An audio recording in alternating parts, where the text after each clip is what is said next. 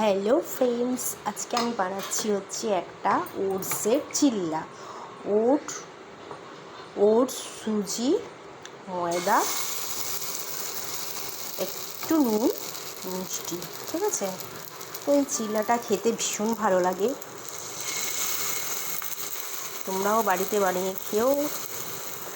Actually এটা সবাই বানায়, এখন তো সবাই ওটস খায়, কারণ আমরা সবাই এখন শরীরচর্চা করতে উঠে পড়ে লেগেছি, সবাই কিছু না কিছু আমরা করি, তো তার জন্য ওটসটা অনেকেই অনেকভাবে খায়। তো আমি এমনি ওই খিচুড়ি টাইপ করে ওটাও খাই, প্লাস সবসময় তো ওটা ভালো লাগে না, তো তাই জন্য কী করি, এইভাবে সুজি দিই, ময়দা দিই আর ওটস দিই, মিক্সিতে একটুখানি সুজি আর ওটসটাকে গুঁড়ো করে নিই।